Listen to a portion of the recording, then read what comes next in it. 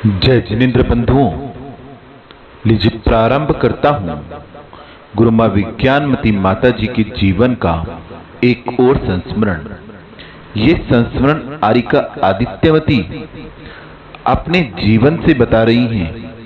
इस संस्मरण में जो मैं का प्रयोग किया गया है वह आरिका मां आदित्यमती जी का है, अर्थात ये उनके जीवन का ही एक जीवंत उदाहरण है जो गुरु मां के प्रति उनका समर्पण है।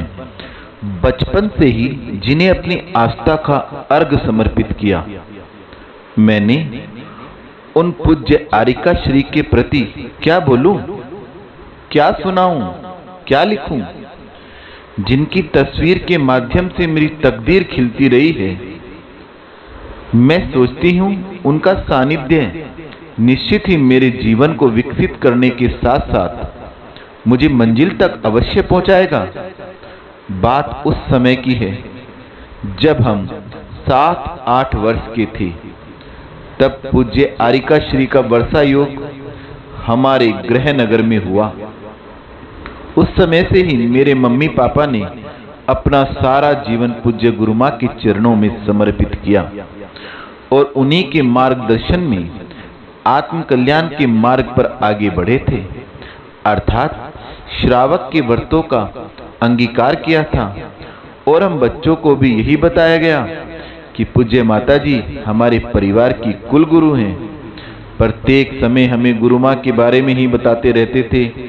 कालांतर में जब हम दोनों बहनें 17-18 वर्ष की उम्र में नगर से बाहर पढ़ाई करने जाने लगी, हॉस्टल में रहना था, तब मेरी मां ने जाते समय 2 वस्तुएं विशेष रूप से दी, एक पानी का छन्ना और गुरु मां की तस्वीर, और कहा, बेटी जब कभी कोई विपत्ति आए तो बस इस तस्वीर के सामने खड़े होकर गुरु मां को याद कर लेना, विपत्ति तत्काल ही संपत्ति रूप बन जाएगी। हम लोगों को तो आस्था थी ही, सो मां की बात पर विश्वास करके श्रद्धा से तस्वीर को हृदय से लगा लिया और हॉस्टल चले गए। हॉस्टल में भोगों की सभी सुविधाएं थी, पर धर्म करने की बिल्कुल भी छूट नहीं थी। पहले दिन ही वार्डन ने मंदिर जाने के लिए मना कर दिया। अब हम क्या करें, हमारा तो नियम था मंदिर जाए बिना कुछ खाते पीते नहीं थे। भगवान के दर्शन बिना मन भी नहीं लग रहा था। तत्काल अपनी मां की बात याद आई और कमरे में जाकर गुरु मां की तस्वीर निकाली और गुरु मां को याद किया। गुरु मां का नाम लेते ही ऐसा चमत्कार हुआ कि वार्डन ने हमें रोज मंदिर जाने की छूट दे दी। हम इतने प्रसन्न हुए कि अब हमारा धर्म नहीं छूटेगा और पढ़ाई भी निर्विकल्प हो जाएगी। तभी से हम एकलव्य की भांति अपनी गुरु मां की अर्चा पूजा भक्ति करती रही और उनके शुभाशीष से अपने कार्यों में सफलता का हर सोपान चढ़ती रही।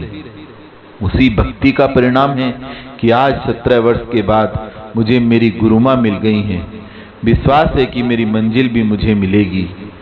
मेरी मंजिल का हर पथ तुम ही हो, मेरी जिंदगी का हर रथ तुम ही हो, तुम ही सारथी हो, तुम ही इसको चलाना, मुझे मेरा लक्ष्य बस तुमसे ही पाना।